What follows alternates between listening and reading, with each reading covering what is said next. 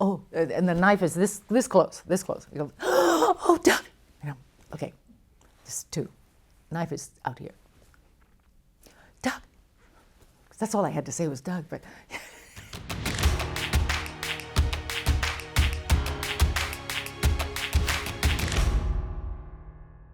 Never thought of it. Never really thought of it. It's a possibility, I suppose, although I'm trying to remember when it was that I played a scientist working for NASA on a soap opera called The Clear Horizon. Does that count? That goes way back. I was in black and white and almost live, almost 3 days away from live. I have found that out only after years of going to memorabilia shows, and women will come up to me, and men as well, but women I'm more impressed with, because they said, oh, watching you and doing what you were doing and being a nuclear bio, and they had names for me that I didn't know existed in science, let alone as a character, definition. I'm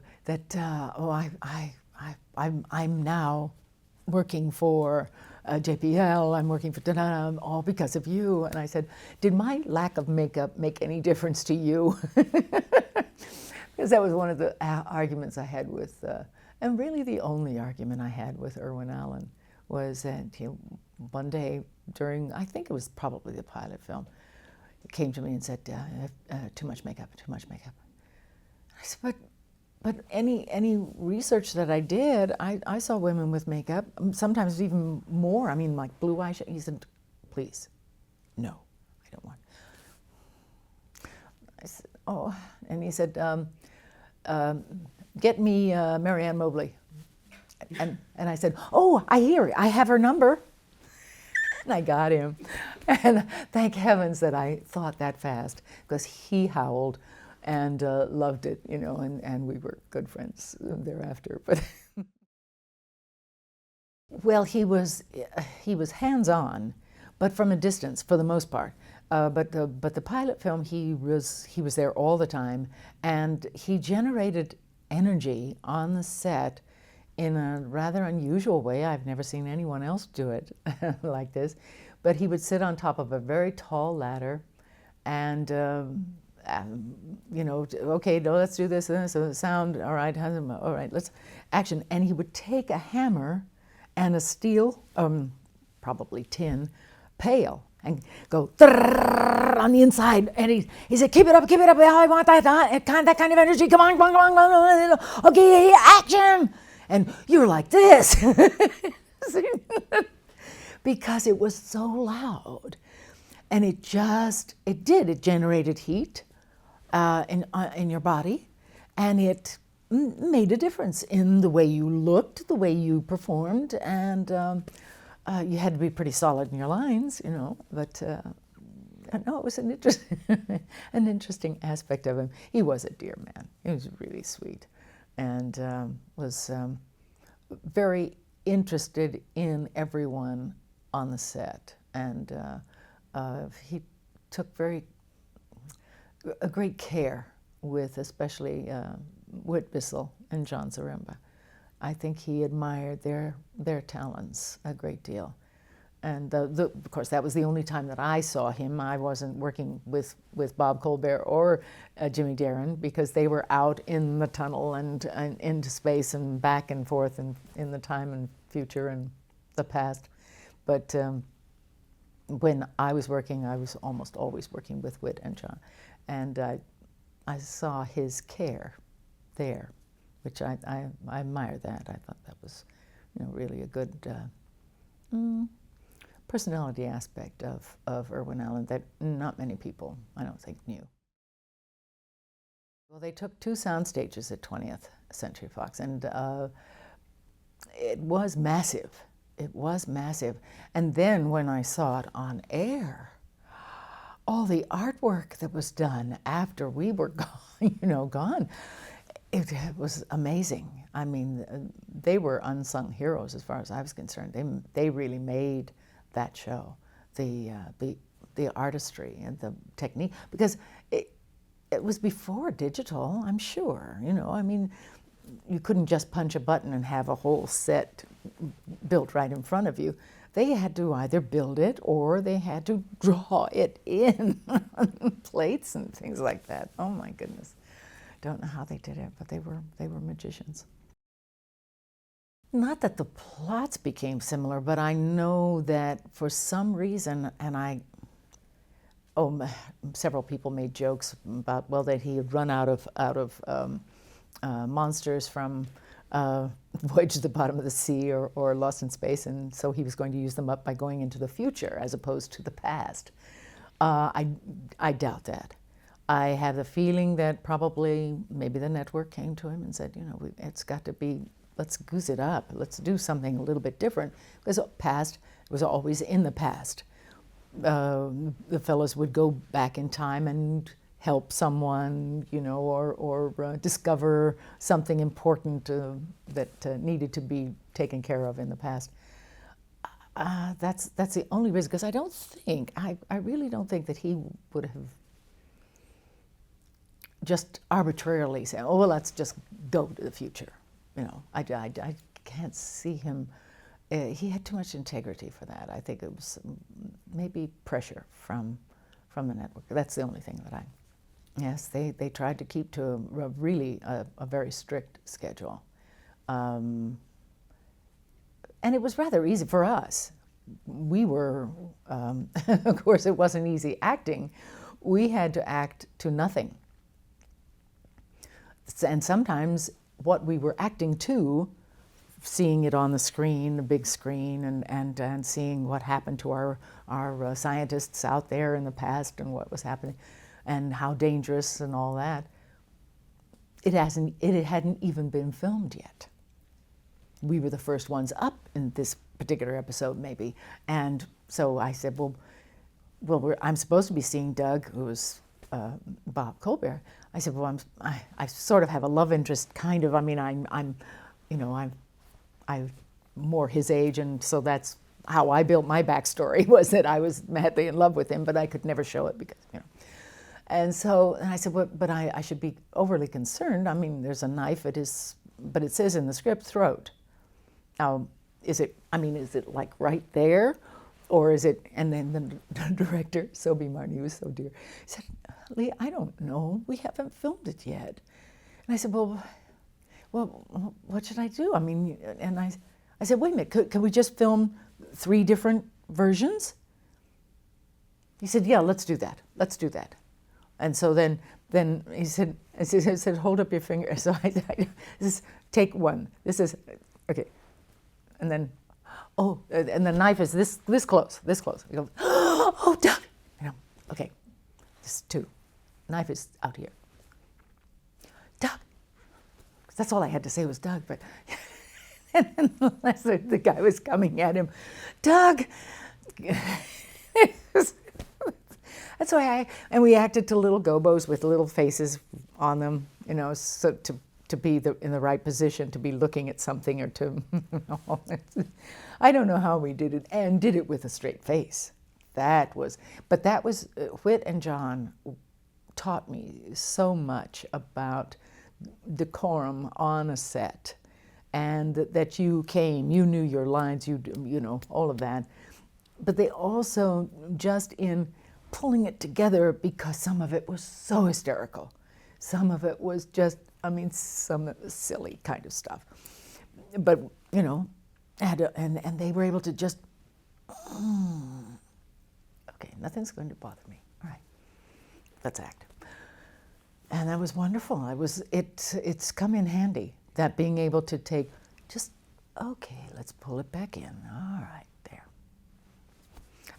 That's how I'm able to do this interview. I haven't the foggiest. I'd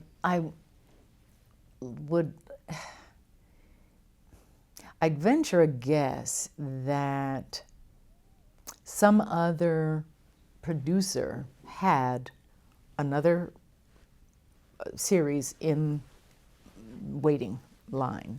That's the only thing I could come up to, because we were definitely picked up as far as I was concerned. And it's so funny because one of the grips riding on the back of a truck holding onto one of the lights and he says, "We're going to miss you around here." And I said, "Oh, I'll miss you too, but I'll see you." And went to my car, and that was the last day. And we'd had a wrap party, and oh yeah, back, we'll see you soon. And he knew, but we didn't know. I don't know whether Irwin knew and just didn't tell us at the party or not. But yes. Oh, well, I wasn't bad. I was just a computerized image, that's all. And my goodness overshadowed. I hated to kill. The computer was using me because it was the only image it had to repel borders on this long dead planet. And I was long dead, of course, too. But and I had to touch. And I was programmed for each one of them. And so I am for you, James D. Kirk. Was it hard to slide into that family, that unit, or they welcome you? Or how did Oh, no. They were wonderful. All of them were just terrific. McCoy, Dr. McCoy. Oh, he was such a character. I was really looking forward to meeting him because I had seen him in Westerns a lot. And I always felt he was so down home and real, and just a believable actor, very at-home kind of guy. And I waited when I was in costume, and I had one of those cover the belly button. At that time you had to cover the belly button. I had hip hugger, but then the front piece came up and over, and I just was standing there, and he walked by me. And he said, "What time is it?" And he pulled down the flap with my belly button and walked by. And I wanted to talk to him, but he was off, and they had called me, and I was going. So I waited for the whole week, all the shooting, and I think it was on the following Monday we would finish. And he finally he walked by me, and he did it again. "What time is it?" I have been gluing this clock face into my navel for the entire shoot, waiting for him to come. And finally he did. Oh, it was so good. He dropped to his knees and howled and rolled on the floor. That's really good. Oh, I was so lucky. I got to do about 5 or 6 of them. The one time the first show I did was I played Barbara Bain's character, but with a mask on, and so and Barbara was marvelous. She because I knew her from New York, and she and Marty, and so and we were members of Theater West together here in Los Angeles. And she said, "Just don't make any contractions." I said, "Oh, okay." "Oh, of course." Because I was a foreigner that she was, and she would have to do all of my voice because when she's speaking to her husband. And so I whispered to my husband, and it was Milton Seltzer, who was another Theater West member, and talking to him. But I couldn't say, you couldn't do that, you had to, could not. And I will not listen to them with a slight accent, and I knew she would be doing it anyway, so it really didn't matter how accurate I was, but I gave her the essays. And that was fun. I enjoyed that. That was a two-parter. That was called The Bunker, I think. And then I did, then when they left, and for about, maybe a day, or maybe 23 hours or so, I had the part. I had the 2 scripts for the first 2 episodes to be filmed, and I was thrilled. I was going to be doing, wonderful. And then all of a sudden my agent called me and said, "Lee, I'm sorry, there's been a mistake." I said, "What?" I said, "Well, you don't have the job." I said, "Oh, well, okay." anything I did or said or what? And he said, no. He said, I can't get an answer out of him. So, all right. And then all of a sudden, there was an announcement that Dean and Meryl would be doing the first 2 episodes, but not that she had the part for the whole series. And then there was another announcement, and it was going to be they were going to have actresses play the role, all different actresses. And so I just kept my fingers crossed, and I was lucky. I got several episodes and a 3-parter, which was the only 3-parter they had, called The Falcon, which was great fun. When you weren't, you know, Greg Morris, God rest him, he had to do everything. That poor baby. Oh, he was such a dear. He just and his parents thought, that's wonderful. You could do all of those things. He was telling me all about it. And it's just, he said, it's such hard work because I don't do it. You know, I have to look like I'm doing it, and this, you know, and all that. And but no, for me, the difficult part was I learned a very important lesson. Reza Badi was the director, and Reza speaks with an accent, and I said, do you want an accent with her, because she's very exotic and she's a magician's assistant and all of this, and she's a mentalist and all. And he said, oh, yes, yes, yes. So as a joke, I did a Transylvanian accent. Well, he couldn't tell the difference. I mean, I was such an idiot. And I expected him to be just, you know, howling with laughter. And everybody, and he said, okay, let's go. And I said, well, Reza, no. I mean, I was joking. And he said, what? No, I like that. And I looked at everybody else, and everybody went like this and looked away and everything. And so most of my time for the next 3 or 4 scenes that preceded this and after, I eased myself out of it and into what I thought it should be. That's the hardest thing I've ever done in my life.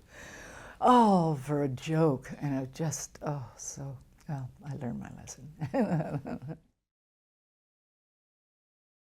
Oh, but my character was very, very serious. I was one of many Dr. Egrets. No, I was Dr. Egret, but it was part of Thrush. And so all of the doctors had bird names, or agents had character names. And I was Dr. Egret, and I had invented a pen that homogenized your brain. And all you had to do was cock it and then click, and oh dear. And that was, I had such a character going. I'm trying now to remember the director, and he said, no, Lee, no, I don't want her to be like that. So hard to let go of a character that you'd really worked on and everything. But I thought it was very sexy to hold this pen. It's probably too suggestive for the time, I suppose, but it just, and she just loved it. And you see the brain, I mean, it was a model, but the brain exploded. Oh, well. I looked at it as the costume designer brought it out. I thought, good Lord, I won't be able to fit into that. And I was able to. Well, it was a kind of a spandex, lurex, metallic, I don't know, Iron Maiden situation. It was not the easiest thing to wear. And it's taken me a long time to try and figure out, because I couldn't remember. Someone asked me, well, where was the zipper? And I blanked. I had no idea. Finally, I realized it had to have been in the back. Had to have been in the back. It couldn't have been on the side, because I never would have been able to get into it at all. And so, you know, I was nervous about playing the role. And bless his heart, Cesar Romero, oh, God rest him, he was so good and so kind and so generous with his helping me. He knew I was new to the game. They had all played their roles before, and I was replacing Julie Newmar, and so I'd never done it, and now I just, and he just helped me, and it was one of the most difficult scenes that they were filming. It was my first scene, and it was in the submarine where all the explosions are going on around us, and we're rocking back and forth and doing all the things, and he protected me at one point. They had shooting steam and rockets kind of stuff going on, and he was just wonderful. He was so good. They were all, I mean, Frank Gorshin, Burgess Meredith, what a dream cast. And, you know, to have that opportunity was just golden, just golden. No, I didn't. I really didn't. I played it as straight as I could for what she had to do. She was a criminal. She had to pretend to be a Russian correspondent who was being beleaguered by various forces, and here she had to get Batman, but how would she do this? And she was playing, you know, the dual role, and that was enough work. I never. It's so funny because a couple of people said, "Well, you had to know that you were sexy as all get up." I said, "No, I didn't. I mean, I didn't feel sexy. I mean, I didn't." And no one ever said on set, "Ooh, are you hot?" or anything like that. Nothing. Thank heavens. I'm so glad they didn't, because then I think I probably would have been so self-conscious. But I really was working so hard.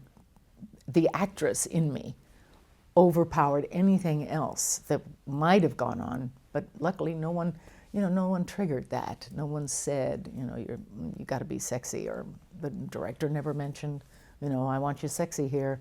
I want you, you know, nothing like that. So it never entered my mind.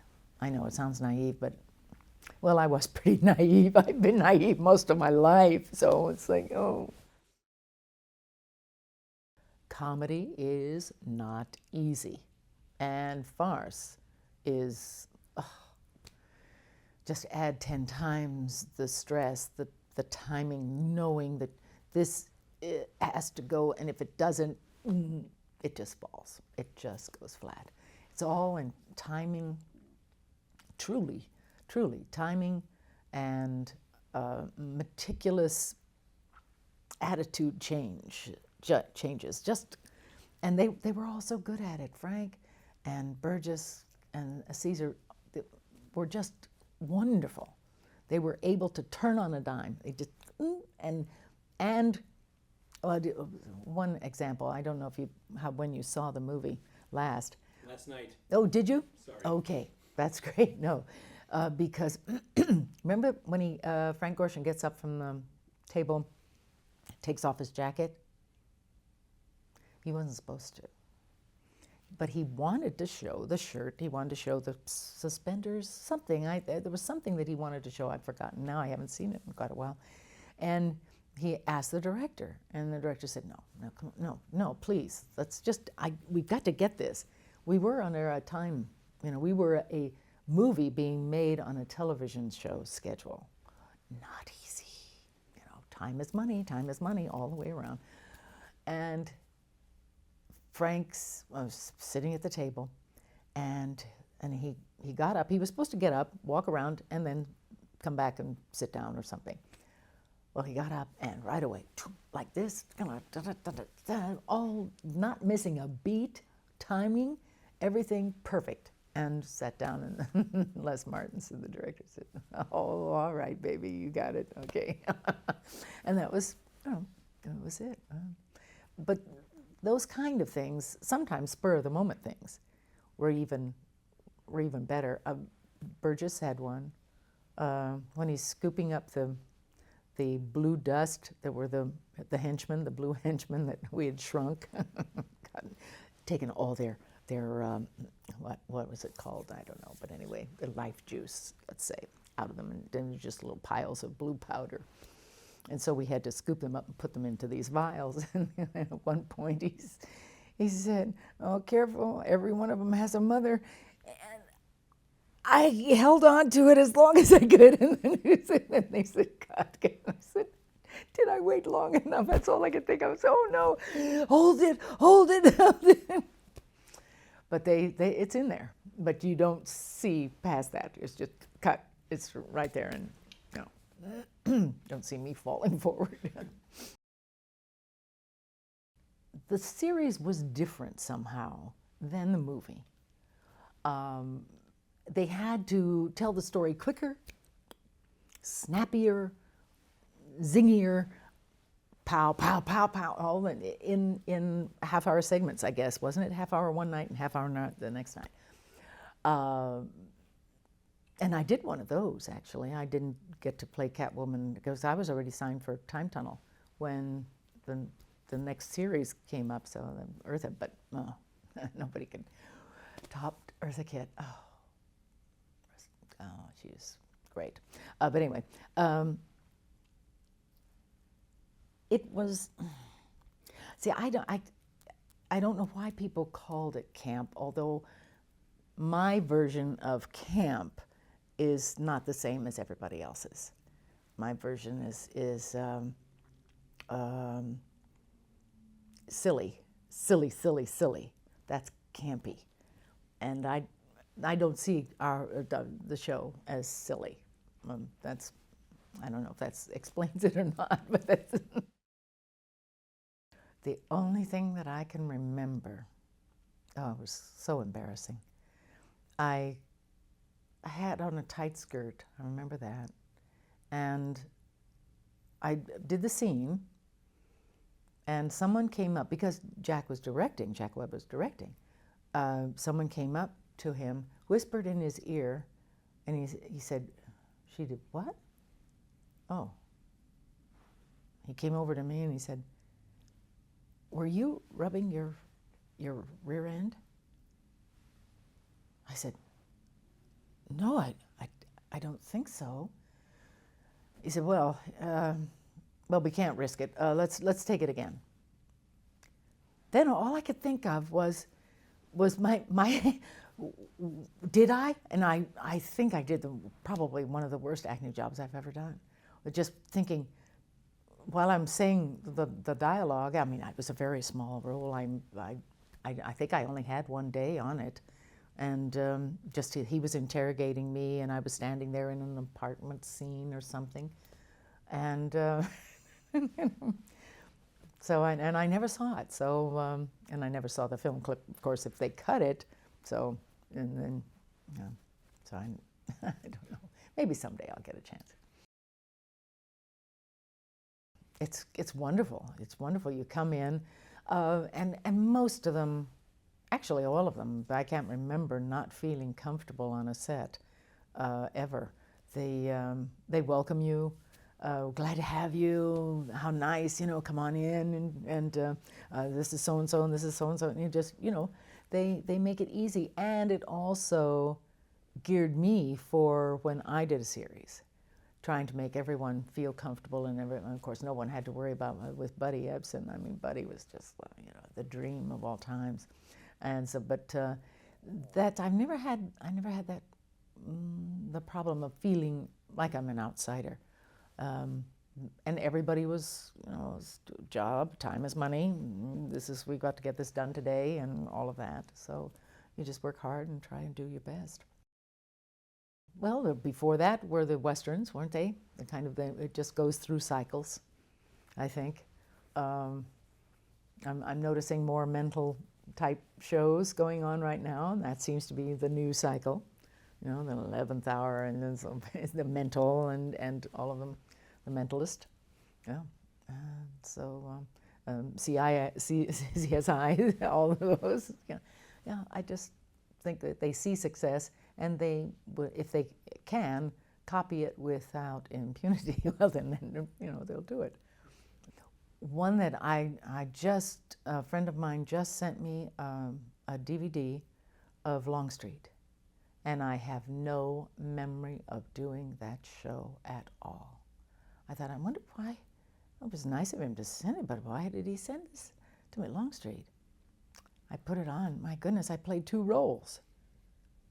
I thought, what was going on in my life that I don't remember that? Or maybe it was that I was so busy going from one show to another, because I know there was a run of shows where I would have maybe 2 days off and then learn the script for the next show. So that may have been why, but I just had no memory of it. I was pretty good too. Son of a gun, because most of these I didn't get to see. I had no idea how I looked on so many of the shows because I was doing theater, and all the shows, and who had, capability of taping a show back then. So I was always doing theater and busy at night. No, I didn't see, heavens, I didn't see Barnaby for, oh dear, how long before we were given big cassette kind of things, and I said, well, this is very nice, thank you. What do I do with it? Where can I go someplace and play this? I really depend on the director and the other performers. If you feel rapport, if you're working with someone and it's all there and the lines come easily, and you just have to depend on that you're doing a good job, and you aren't fired. So, whew. Yeah, Buddy Ebsen, completely the reason for it being so different and so wonderful, and the longevity of the show absolutely was all him. The audience, they moved our show every year to a different night. His audiences would, oh, okay, now we're back, and would watch regularly. I've met so many people over the years who said, oh, it was my father's favorite show, my mother's. It was a family watching shows. That's primarily, I think, was our audience. They loved Buddy. They loved the camaraderie of the family within the show, because I was his widowed daughter-in-law, and J.R., Mark Shera, played his cousin, first cousin, I think. So it was a family and all, and our Lieutenant Biddle was a constant that was always there, and never abrasive, and always, a nice guy kind of thing. So it was, and the stories were intricate, very well written, and directed well. And he was the first one to do any kind of forensic work. He had a little laboratory in his little office there, and he wanted to learn all about it, but he was very inquisitive about everything. And he had people come in and show him exactly, now I want this to be, correct, and all. It was wonderful. It was wonderful. They should have kept that part of the investigative situation for him. I think he had such fun doing it, plus which it was kind of interesting. Well, look at CSI Now. Yeah, so he was right. He was ahead of the game. He was amazing. They offered him cue cards, they offered him teleprompters, and he said, no. So he was theater oriented.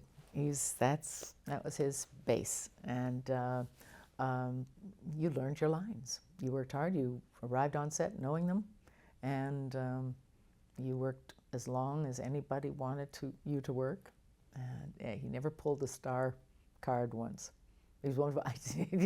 He was on, where were we? Oh dear, I think it was in Long Beach someplace. I mean, we had locations. Most of our show was, I would say easily 75 to 80% location.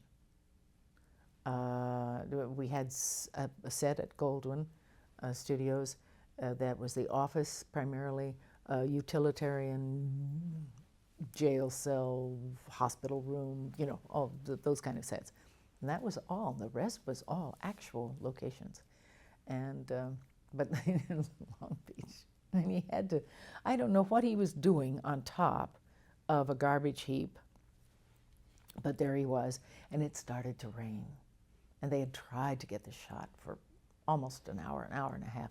And the director said, oh, buddy, no, come on down, come on, let's forget it, we'll rewrite this. But he said, no, come on, come on, just do it. It's all right. I'm getting wet. I'll get it. It's okay. Let's take it. Come on. They got the shot. It was wonderful. Looked great. No problem. he did things like that quite often. There's another time I just marveled at him. We were working in a bar on Ventura Boulevard, I think, and it was easily one of those 100-degree days outside, 100 and I don't know what inside. Flat level roof, black asphalt kind of for drainage sort of thing, that kind of roof above us, just above us. They had to turn off the air conditioning because of the sound, had to turn down the refrigeration, turn it off for sound, so it was quiet. And everybody's dripped, and the makeup gals and guys are going, you know, like this all the time, trying to get everybody to look as though they're not melting. And Buddy, when he's off camera, took off his jacket, you know, just to stay a little cool and not to get it all wet. And then it's his time, but he's still behind camera to stand for the director, for the actor who's on camera. And I said, Buddy, you don't have to put your jacket on. You know, they won't. And he said, I want to look the way I looked in the scene for the actor. Okay. All right. Another lesson learned. Yeah. That's a rarity, I think. Oh, yes. Oh, definitely. Definitely. I mean, for your own comfort and everything, but no one would have said anything to him. And I don't think they would have even thought twice about, but that was his work ethic. It was wonderful. I think it would probably invade what I was doing. I think if I thought, oh, gee, there are kids out there watching, or, oh, they're, you know, that people are watching. It has to be, you know, one-on-one or one-on whatever, but that is what you're required to do as an actress or an actor, and just, you know, that has to be solid. And if it isn't solid, and if it's fractured with thoughts other than what you're doing right here, you know. And even afterwards, you know, I never really thought of that until a couple of times at these memorabilia shows. That was, people would come up and say, you know, oh, my dad, he loved your show, and boy, did he love you, and things, you know, it's really very nice and all that. But I'm so glad that I didn't think.